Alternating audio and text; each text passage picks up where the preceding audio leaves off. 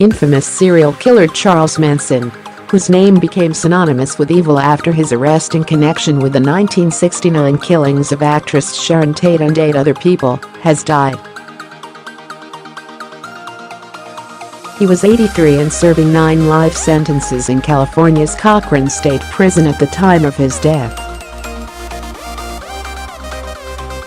"I said a prayer for his soul," Debra Tate, whose sister Sharon Tate was murdered by Manson, tells People of the moment, after she received a call from a prison official informing her of Manson's death Sunday evening.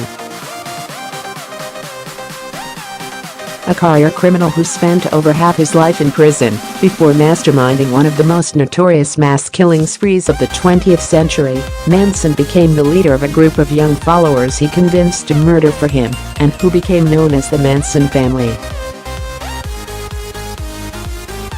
The savage slayings shocked and terrified the nation and were part of Manson's efforts to launch a race war, which he named Helter Skelter after the Beatles song. Some people glorify him as a sort of master outlaw. Vincent Bugliosi, who successfully prosecuted the cult leader in 1971, told People in 2015.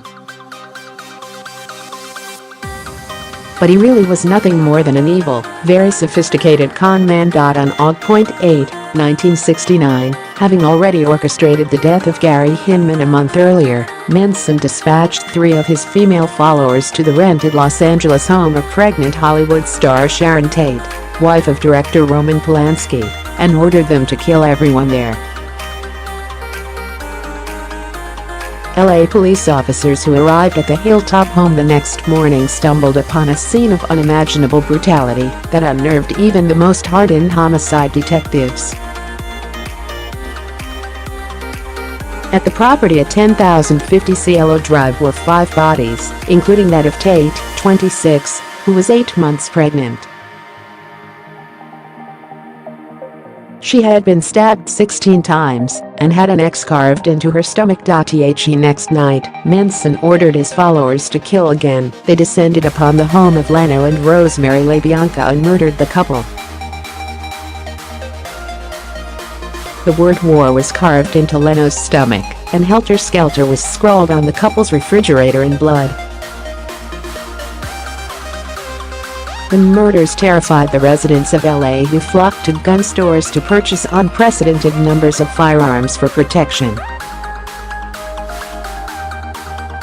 The sale of burglar alarms skyrocketed.Two months later. Manson, who at the time referred to himself as God, was arrested after he was found hiding in a bathroom cabinet at a ramshackle ranch in Death Valley, California. Between the Tate-LaBianca killings and Manson's arrest, he and some of his followers killed again, murdering Donald "Shorty" Shea in late August 1969. The nation quickly became both fascinated and sickened by the case, which grew even stranger and more macabre as details behind the killers slowly began to emerge. What made Manson's carnage even more terrifying to the outside world was that many of his recruits, who willingly participated in the slaughter, were young women. Former homecoming queen Leslie Van Houten, the youngest of the killers who was 19 at the time, later testified to stabbing Rosemary LaBianca over a dozen times as cohort Patricia Kerwinkle held their victim down. "I took one of the knives, and Patricia had one knife, and we started stabbing and cutting up the lady," Van Houten said during her 1971 trial. At's director Leslie Libman, who created the 2016 TV movie Manson's Lost Girls, these were normal girls who weren't mistreated, but who were rejecting society, embracing this guy who took advantage of them and changed everything. After a 9-month trial, Manson was sentenced to death in 1971 for conspiracy to commit 7 murders. The sentence was reduced to life in prison 1 year later, when California abolished the death penalty. In the decades that followed, the story of the Manson family has been retold in countless movies, books, TV shows and songs. Last year, Beach Boy co-creator Mike Love detailed the shocking friendship between fellow bandmate Dennis Wilson and the cult leader, who was an aspiring singer-songwriter in the days leading up to the Tate-LaBianca murders. In the summer of 1968, according to his biography Good Vibrations, Manson and his followers moved into Wilson's spacious L.A. home as Dennis tried in vain to land him a recording contract. In fact, Manson first visited the residence, where his family members would slaughter Sharon Tate and her friends a year earlier, during a night out listening to music at clubs with producer Terry Melcher, Doris Day's son, who eventually turned him down for a recording contract. Charlie was a really strange, scary dude with a daunting stare, Love told People, insisting that Wilson, who drowned in 1983, was forever haunted by his relationship with a psychopathic killer.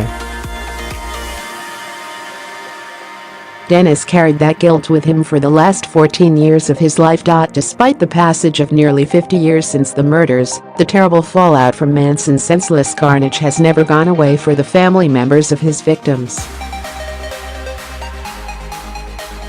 "All my life I've seen Sharon Tate and 4 others killed, as if he's insignificant," says Anthony DiMaria, whose uncle Jay Sebring, a celebrated hairstylist, was among those murdered at the Tate residence. So much fascination and attention has been paid to the crimes and killers, DiMaria told People in 2014. But for our families, the killings are a life sentence. Over the years, Tate's younger sister Debra, 63, has emerged as one of Manson's and his followers' most vocal and tireless opponents. "The ones that are left behind are victims as much as the actual victims," Debra told People in 2014. "We are here to suffer for years and years to come." She watched helplessly as her family was destroyed by Tate's murder, eventually finding the strength to fight back when his convicted followers began petitioning for their release from prison. "For my mother, it was absolutely devastating, and she wasn't capable of getting beyond the pain," Debra recalls. "She fell into a horrible depression. She shut everything off. The lights were on, but nobody was home. She would have moments of lucidity, but most of the time she was sedated." The 2 women ultimately became well-known advocates for victims' rights and soon began appearing at every parole hearing for Manson and his family members, something Debra insists she will continue doing for as long as she lives. "They're not supernatural, they're not the devil, they're nothing special, they're just little creeps," she says, confessing that although she dreads the court hearings for the way they make you relive it all, she finds satisfaction in seeing that these people stay in prison for the rest of their lives.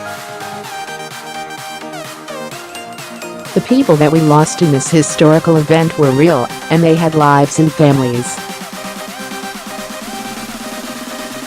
They're sorely missed. They were truly magnificent people." During his decades in incarceration, Manson was anything but a model prisoner, racking up many rules violations that ranged from hiding cell phones, LSD and marijuana in his cell, to throwing feces at guards.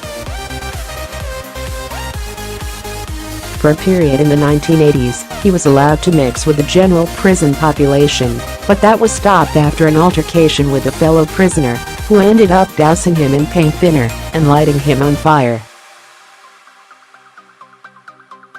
His cause of death was released late Sunday evening by the California Department of Corrections and Rehabilitation.